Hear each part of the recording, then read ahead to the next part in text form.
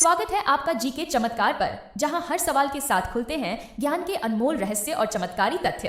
क्या आप तैयार हैं अपने दिमाग को तेज करने, नए नए सवालों के जवाब जानने और हर परीक्षा में बाजी मारने के लिए?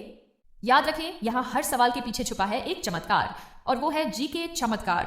तो अब देर किस बात की, जुड़िए हमारे साथ और हर दिन कीजिए ज्ञान के नए चमत्कारों की खोज। जीके चमत्कार को सब्सक्राइब करें और बनाएं अपने दिमाग को सबसे तेज। प्रश्न 1, भारत में मौद्रिक नीति मॉनेटरी पॉलिसी किसके द्वारा निर्धारित की जाती है? ऑप्शंस: ए वित्त मंत्रालय, बी भारतीय रिजर्व बैंक आरबीआई, सी नीति आयोग, डी सेबी सीबी। सोचिए और सही उत्तर दीजिए।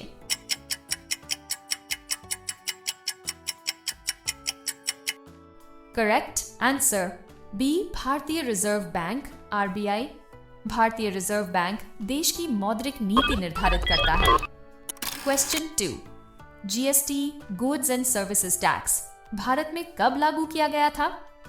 ऑप्शंस: ए 1 जनवरी 2016, बी 1 जुलाई 2017, सी 15 अगस्त 2018, डी 26 जनवरी 2015। सोचिए और सही उत्तर दीजिए।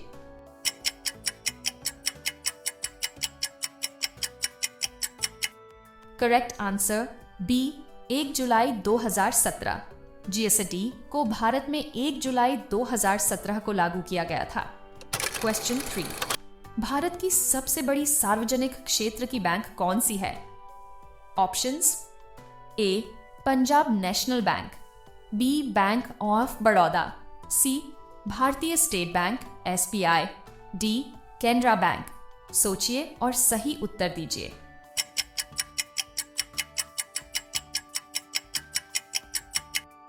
Correct answer C Bharatiya State Bank SBI. SBI Bharat की सबसे बड़ी सार्वजनिक क्षेत्र की बैंक है।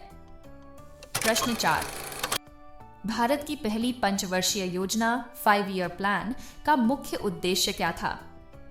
ऑप्शंस: ए औद्योगिकरण, बी कृषि विकास, सी बुनियादी ढांचा, डी गरीबी उन्मूलन। सोचिए और सही उत्तर दीजिए।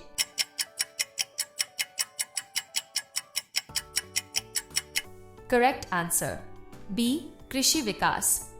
पहली पंचवर्षीय योजना का मुख्य उद्देश्य कृषि और सिंचाई क्षेत्र को बढ़ावा देना था। क्वेश्चन 5, भारतीय रुपया आईएनआर में मूल्य निर्धारण वैल्यूएशन कौन करता है? विकल्प: ए वित्त मंत्रालय, बी भारतीय रिजर्व बैंक आरबीआई, सी नीति आयोग, डी अंतरराष्ट्रीय मुद्रा कोष आईएमएफ। सोचिए और सही उत्तर दीजिए।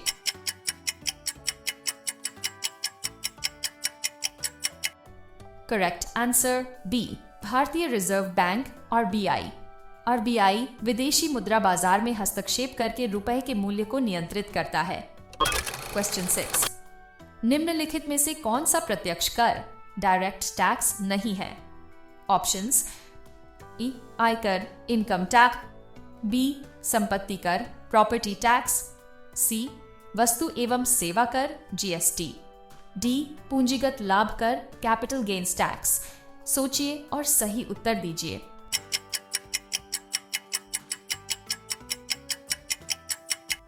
करेक्ट उत्तर सी वस्तु एवं सेवा कर GST.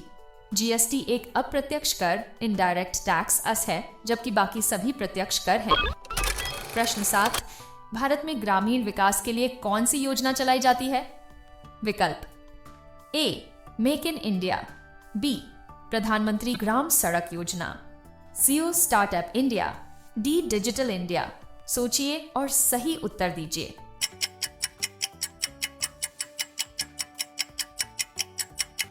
Correct answer B Pradhanmantri Gram Sadak योजना।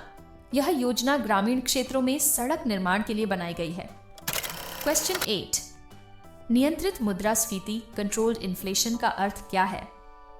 ऑप्शंस: ए कीमतों में अनियंत्रित वृद्धि, बी कीमतों में गिरावट, सी कीमतों की स्थिरता, डी सीमित सीमा में कीमतों की वृद्धि। सोचिए और सही उत्तर दीजिए।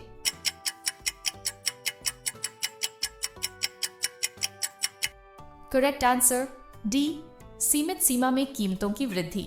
नियंत्रित मुद्रास्फीति का मतलब अर्थव्यवस्था में सीमित सीमा में महंगाई होना है, जो विकास के लिए आवश्यक होता है। क्वेश्चन 9, भारत में सबसे अधिक राजस्व रेवेन्यू किस कर से आता है? Options A, corporate tax, B, आयकर इनकम टैक्स, वस्तु एवं सेवा कर जीएसटी, डी, कस्टम ड्यूटी। सोचिए और सही उत्तर दीजिए।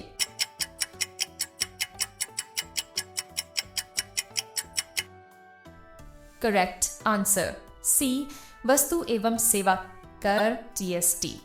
जीएसटी भारत सरकार के लिए सबसे बड़ा राजस्व स्रोत बन चुका है। क्वेश्चन 10, मुद्रास्फीति इन्फ्लेशन के प्रभाव को कम करने के लिए सरकार कौन सा कदम उठा सकती है? ऑप्शंस, ब्याज दरें बढ़ाना, बी, अधिक मुद्रा छापना, सी, सरकारी खर्च बढ़ाना, डी, करों में कटौती करना।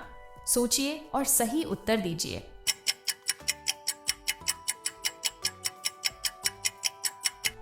करेक्ट आंसर ए, ब्याज दरें बढ़ाना। ब्याज दरें बढ़ाने से बाजार में धन प्रवाह कम होता है, जिससे मुद्रास्फीति नियंत्रित होती है। पाई का लगभग मान कितना होता है? आपके ऑप्शन हैं ए, 2.14, बी, 3.14, सी, 4.14, डी, 5.14। सोचिए और जवाब दें। दोस्तों, इसका जवाब क्या होगा? अपना जवाब हमें कमेंट बॉक्स में जरूर लिखें। और इसका तौर पर अगर सही जवाब जानना चाहते हैं तो मेरे चैनल को सब्सक्राइब कर लें, क्योंकि अगले वीडियो में आपको इसका सही जवाब मिलेगा। तो दोस्तों, इसी के साथ आज की वीडियो को यहीं समाप्त करते हैं। उम्मीद है आपको ये पसंद आई होगी। अब हम आपसे मिलेंगे परसों शाम 6 बजे एक और दिलचस्प वीडियो के साथ। तब तक अपना ख्याल रखें और जुड़े रहें हमारे साथ। धन्यवाद।